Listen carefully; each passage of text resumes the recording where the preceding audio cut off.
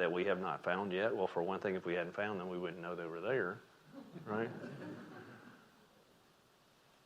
But is there any such thing as this pure tribal culture, right?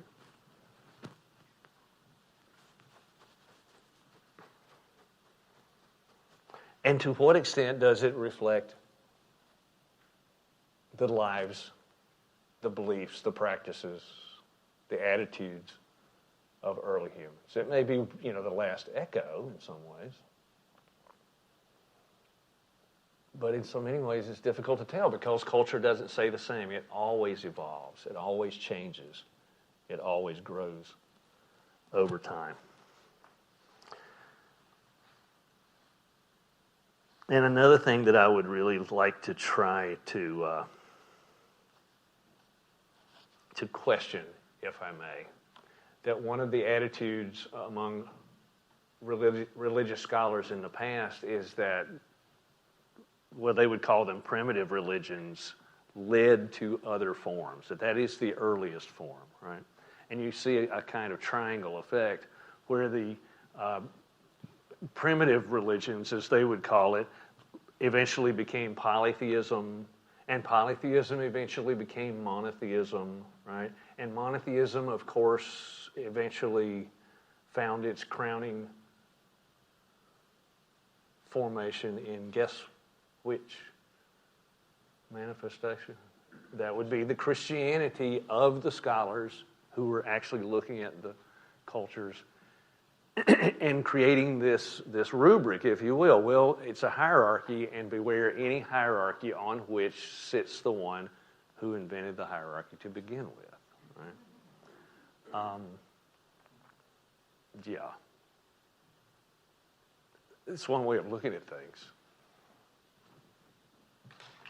But only one of many. Only one of many. Again, the struggle is to see these cultures in their own right, to hear their stories, right? To let them be who they are. And as we struggle for understanding, both them and ourselves, to take into consideration our own assumptions, right? Our own presuppositions. And to try to learn more about what life might actually be about, so as to become fuller,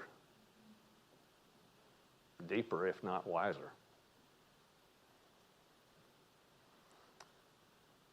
We can open it up for questions now, if you'd like.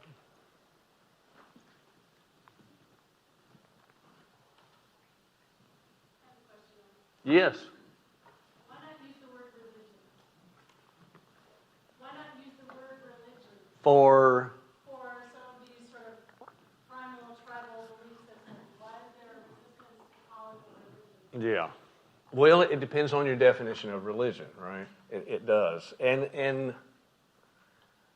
one of the reasons I wanted to bring that up is just to problematize the notion that this is going to be a religion like any other, that there's going to be a God or gods, right, and certain characteristics.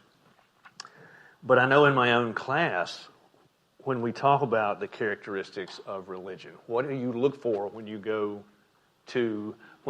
encounter a Hindu, right? Or if you look at Hinduism, generally speaking, and, you can name them off. There's going to be myths, rituals, there's going to be an ethical dimension, right, an experiential dimension, all of these various characteristics. But at the same time, you need to understand that some of these cultures will emphasize one more than another, one less than another. That's part of it. But also to distinguish it from the attitude that this building is somehow sacred, this room is sacred, right? But somehow that one is not, right? Or that one is not. Let me make a suggestion to you, okay? If you do, even if you don't, find the nearest church on Sunday about 11:30. About 11, I want you to go in, and I want you to walk right up to the front, because I guarantee you what you're going to find up there, it's most likely is a Bible bigger than anything you've ever seen, as big as a suitcase. What I want you to do is just start tearing the pages out of that thing. So it's just a book, right? No, believe me, I'm not being serious, okay? It's just a book, right? No. You know, but that says so much about a particular attitude towards the sacred and the secular, right? You might get away with it if it was a dictionary. I don't know. Well, yeah, or a Henry Miller novel, right? But not that book, right? Not that book. That's what I was trying to get at, anyway. And of course, I do refer to them from time to time as religions. It's a cult. A cult is not a religion, is it? Well, if a cult, he's asking, is a cult a religion? That's a good question. Again, it depends on what you mean by cult, right? What is a cult? When you hear that term, let's say in the news, what do you think of when you think of a cult? Well, of course, Jim Jones, right? Jim Jones. It's usually there's something sinister about it, right? Dangerous, mind control, isolation, right? And usually come to a bad end. You think of David Koresh and the Dravidians out in Texas. Well, I heard someone say once that a cult is a religion that we don't like. I mean, if you ask the people who adhere to those beliefs and those practices, of course, right? Of course it's valid. But from the outside, it looks different. It looks strange, even dangerous, right? So again, it's important to think about what we mean by cult. If you think about, and I know I keep going back to Christianity, okay, but it is my background. If you think about the early years of Christianity, right, when those apostles and the early followers were struggling to make it in a Roman culture that did not, first of all, didn't know about them, but as it found out about them, oftentimes did not like them. Could that be seen as a cult that just happened for whatever reasons to have grown in terms of numbers and power to the point where it basically, in a radically different form, took over the Roman Empire itself, right? Yes? Can you name a couple of Native American groups which right now might be very good to sort of align in with some of the standard Christian practices that we have? There are some groups that the Christian pulpit would say, hey, read them or read them. Or read them. Would say what? Would suggest a minister from some pulpit would suggest to read anyone or adopt any practice of a couple of, say, give me some examples. Oh my gosh. Native, clear about that? Dr. Ellis, can you? I'm not quite sure I understand. Yeah. Just give me a couple of examples of some Native American tribes that your present Christian traditions would adopt and be comfortable with. Would they even recommend? I think the more interesting answers would be the other way. Whether we like it or not, Christianity is the dominant religious expression in the country today. But start in a different way than Mount Tabor United Methodist Church that I went to as a kid. Mm-hmm. What's interesting is that the Christianity, as you said earlier, enters these communities and there's this really complicated set of cross-cultural encounters going on. Christianity doesn't so much replace traditional ideas as it becomes part of a broader kind of religious and spiritual outlook. So that you go to Pine Ridge, for example, pipe and the Bible and all together, or something like the Native American Church, which is as far as Christianity can have sacred tribal practices, Christianity, and an imported practice from Mexican tribes. Mm-hmm. Versus in the 1890s, is now most widely shared in a tribal practice in the country. Mm-hmm. Christian. Oh yeah. So it's a complicated dance. It's not an either or world at all. Yeah. Did that help? Dr. Ellis is one of our experts in Native American culture and religion. Work on it. Okay. Yeah, think about it. It's just that some of these questions are not easy to answer. I mean, in the Mormon religion, I'm no expert, but what I've read is that they believe that Christ actually came over to the Indian tribes and appeared, and that's how, Mm-hmm. I don't understand all of it, but I really know about it.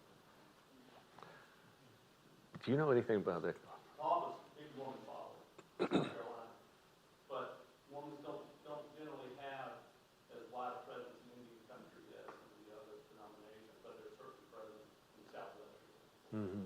But right here in South Carolina, we're large Mormon Catholic community. That I did not know. Oh, yeah. Yeah.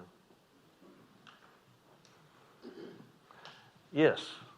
How do some Native American traditions explain how we got here? Native American traditions? Clyde. While we were child, was that wonderful story about how dog Eve, the creator, pushed him out to a hollow log until a fat guy got stuck. So that's why there's so few coyotes. Oh. Many of them, have these stories about coming out of the earth and explain skin tone and lots of other things. Enormous raft of these creation stories that often talk about coming out of the earth. In fact, you want to call that the combination of belief. If you go to Navajo Catholic churches, the baptismal font is shaped like a hole in the earth out of which came the original genetic people. So we have this really interesting combination. Mm-hmm. But Cherokees have wonderful stories about animals pulling up the soil from under the water and creating fertile islands. There's many different creation stories as there are. Yeah. Good question.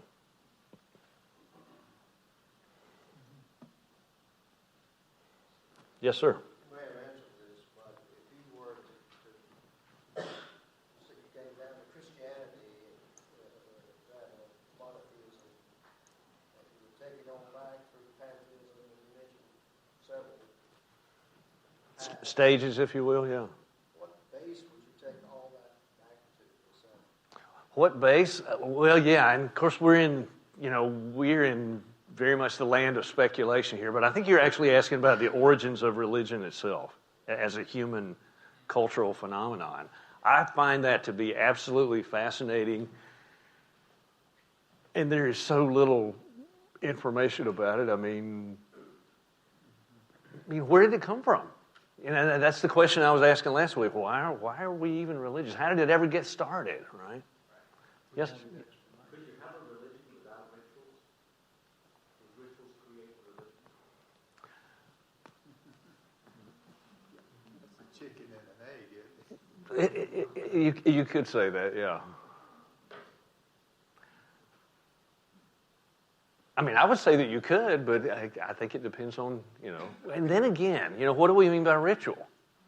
And I told you last week, I'm not here to give you answers. It's about asking questions. These are great questions. What do we mean by ritual? Is it something that is it going to look like what we usually think about when we think about a religious ritual, right? What comes to mind when I say ritual? Football. I'm serious. I am serious. Football. Or basketball. Okay. The game itself or the way that people I can't worship watch the it? sport, I just watch the people. Okay. The players and It looks like a revival meeting to me, I got to tell you. Right? Yeah. Oh, yeah.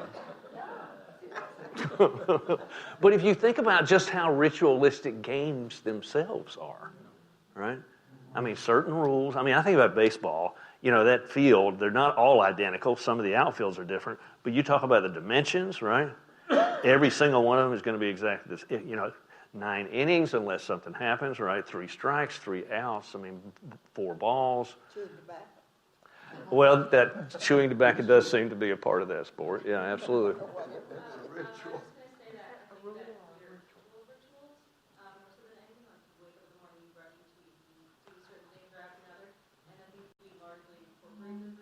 Mm-hmm. To religion to make them more meaningful to us. Mm-hmm. That's where we find a Oh yeah, we're very much ritualistic beings, right?